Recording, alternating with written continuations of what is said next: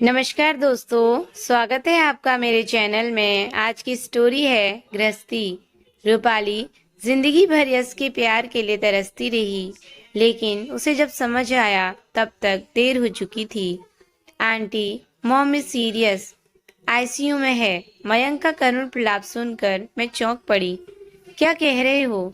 एक हफ्ता पहले ही तो उसने फोन पर अपने बड़े बेटे पंकज के एमबीए में सिलेक्शन की खबर सुनाई थी। बड़ा बेटा डॉक्टर बन चुका है। ये खबर सुनाते हुए वो कितनी उत्साहित थी।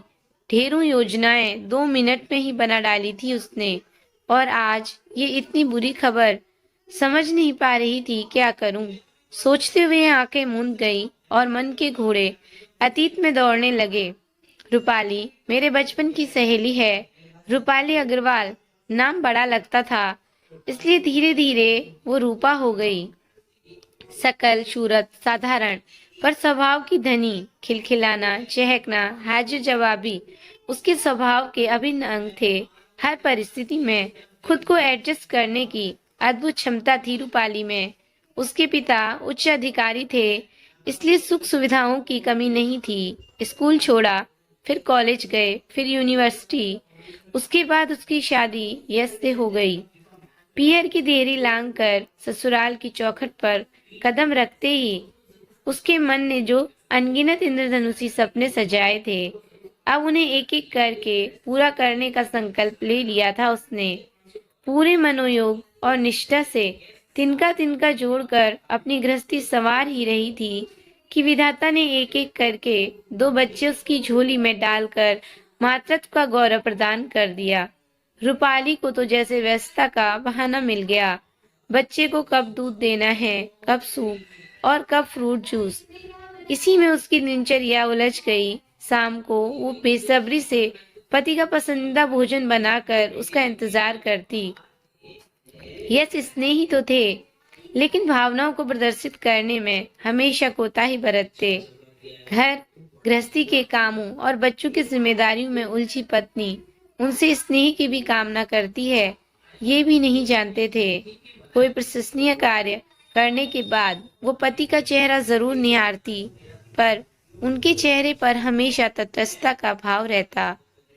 हमेशा से मेरी यही सोच रही है कि पति का स्नेहिल साथ पत्नी को ऊर्जा से भर देता है। प्रसन्नता, सराहना, उत्साहवर्धक जीवन के टॉनिक हैं। पत्नी को ऊर्जा से भर देते हैं। उचित सराहना के अभाव में स्त्री कुंठित होने लगती है। मन अवसाद से भर उठता है कि कुछ भी करूं। प्रसन्नता के 2 शब्द तो दुर्लभ हैं, फिर मेहनत क्यों करे कोई। रूपाली तो थी ही भावुक। टीवी सीरियल हो या कन्या की विदाई, उसकी आंखें अनायास ही छलक उठती। धीरे धीरे पति की भाव व्यक्ति की कमी उसे खलने लगी। मैंने कई बार उसे यथार्थ से जुड़ने की सलाह दी, पर भावहीन जीवन जीने की सलाह कभी न दे सकी। हम दोनों अक्सर फोन पर बात करते रहते थे। एक दिन मैंने उससे कहा, कल तेरे घर आ रही हूँ मिलने। बैठकर बात करने का मजा ही कुछ और है। उसने कोई उत्साह नहीं दिखाया, फिर भी मैं नियत समय पर पहुंच गई। कुछ औपचारिक बातों के बाद मैंने उसे कुरेदना शुरू किया तो बरसों का दबा लावा अनायास पानी से भरे पात्र सा छलक उठा। मेरा हाथ पकड़कर चार चार रोते हुए बोली, सिमी, पता नहीं मेरे पति मेरी मौत पर भी रोएंगे या नहीं। मैंने उसे शांत करने की भरपूर कोशिश की, पर वो लगातार कहती रही, मेरे अस्तित्व को क्यों नकारते हैं यश। कभी कभी तो लगता है जैसे मेरी निष्ठा, स्नेह और उनके प्रति अगाध विश्वास उन्हें छलावा लगता है। अपना कर्तव्य निभाने में कभी कोई कसर नहीं छोड़ी मैंने। ऐसा लगने लगा है जीवन की छोटी छोटी खुशियां मेरी मुट्ठी से फिसलती जा रही हैं और मैं चुपचाप देखती जा रही हूँ। मेरी दृष्टता तो देखो। इन सब के बावजूद मेरी जिज्ञासा नहीं मरती। उसे संयत करने के विचार से मैंने कहा, रूपा, तू गलत समझ रही है। यह अंतर्मुखी है। भावनाओं को व्यक्त करना शायद उन्हें नहीं आता, लेकिन इसका मतलब ये नहीं कि वो तुझसे प्रेम नहीं करते। ऐसा कौन सा पारिवारिक दायित्व है जो वो नहीं निभाते। मेरी बात बीच में ही काट कर वो बोली, जो खिलाया बिना कोई प्रतिक्रिया व्यक्त किए चुपचाप खा लिया। सुबह ऑफिस जाकर शाम को वापस लौटकर अपने कमरे में जाकर बैठ गए। बीवी बच्चों से मेहनू अबोल रखकर पारिवारिक दायित्व निभाए जाते हैं। कर्तव्यों को बोझ बना देने से वो शीघ्र पूरे हो जाते हैं क्या? मोतियों की माला की तरह पूरे परिवार को प्रेम की डोर से बांधना पड़ता है। मुझे सीमित आय से कुशल गृह प्रबंध, बच्चों की आवश्यकताओं को कैसे पूरा करती हूँ, न कभी पूछा, न ही मैंने बताया। किशोर होते बेटे पिता के सम्मान को ठेस न पहुंचाएं, इस कोशिश में हमेशा सेतु ही बनी रही। लेकिन मेरे इन प्रयासों की सराहना करना तो दूर, कभी यश ने देखने और समझने की कोशिश भी नहीं की। एक बार कह देते कि मेरी सारी शक्ति तुम हो, एक ऐसा घना वृक्ष जिसकी छांव तले बैठा मैं अपने करियर की बुलंदियों तक पहुंचने में समर्थ हुआ हूँ, तो मैं निहाल हो जाती। प्रेम की याचना करते करते मैं थक चुकी हूँ, पर यश अपने सिंहासन से उतरने को तैयार ही नहीं। वो जैसे अपने मन में सारा गुबार निकाल देना चाहती थी। अब वो अतीत की बातें करने लगी। तुझे याद है ना, कॉलेज के दिनों में जिंदगी का हर पल छक कर जीना चाहती थी। अभी भी मन करता है मैं कुछ कहूँ और वो कुछ सुने, पर उन्हें मेरी बातों में कोई दिलचस्पी ही नहीं। सब कुछ मेरे मन के अंदर ही दबा हुआ रह जाता है। यश ही मेरे जीवन का केंद्र है और यश ही परिधि। मैं सोचती हूँ मेरे जीवन में रूठ, मनमुटाव सब कुछ हो, लेकिन समाधानहीनता ना हो, पर वो ही मिला, यस इज हार्टलेस। कुछ देर तक मौन पसरा रहा। रूपाली ने फिर बोलना शुरू किया। अब मेरे पति करियर के शिखर तक पहुंच चुके हैं। बच्चों का भी करियर कुछ दिनों में बन ही जाएगा। अब मेरे जीवन का क्या औचित्य है? किसी को मेरी जरूरत भी नहीं है। बहुत जी ली। अब तो ऐसा लगता है जब खुशियां बांटने के लिए यश को जीवन साथी की जरूरत पड़े, तब ईश्वर मुझे अपने पास बुला ले। तभी शायद इन्हें मेरी अनुपस्थिति का एहसास होगा। अपने मन की भड़ास वो निकालती रही, लेकिन मैंने उसे नहीं रोका। आखिर निढाल होकर वो सोफे पर पसर गई। मुझे समझ में नहीं आ रहा था कि मैं इस स्थिति को कैसे संभालूं।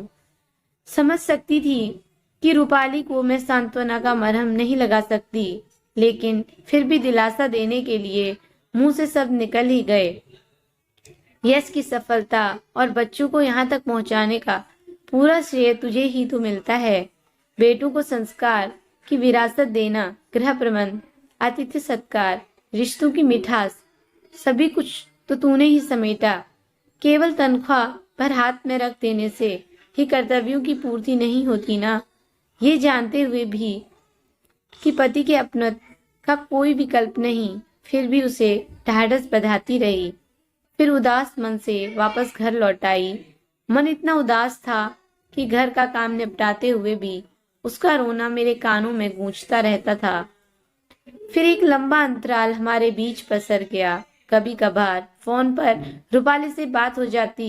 एक दिन फोन की घंटी बजी, उठाया तो रूपाली थी, वही पुरानी रूपाली। चहकते हुए बोली, सिम्मी, मयंक का IIM में सिलेक्शन हो गया है, आज मैं बहुत खुश हूँ। फिर फोन कट गया। सोचा 2-4 दिन बाद जाकर उसे मुबारकबाद देकर आऊंगी। तभी फोन आ गया कि रूपाली ICU में है। दौड़ती भागती अस्पताल पहुंची तो देखा यश कॉरिडोर में प्रलाप कर रहे हैं। रूपा, मुझे यूं मझधार में छोड़कर नहीं जाने दूंगा तुम्हें। मैं तो तुम्हारे बिना जीने की कल्पना भी नहीं कर सकता। वो फूट फूट कर रो रहे थे। बुरा लगा था यश का प्रलाप। सोचा कह दूं। यही सुनने के लिए तो रूपाली प्रतिपल प्रतिक्षण तरसती रही। पति का स्नेह और अपनत्व की भीख मांगती रही और तुम्हें अपना भावनात्मक संबल प्रदान करने में इतनी देर बाद याद आई। अब बंद रहो अपनी हृदयहीनता के पाषाण कवच में। मन इतना क्षुब्ध था कि यश को सांत्वना देने का भी मन नहीं हुआ। सब कुछ नाटक सा लग रहा था। न जाने क्यों वापस जाने के लिए उठी ही थी कि वरिष्ठ डॉक्टर ने सूचना दी, now she is out of danger.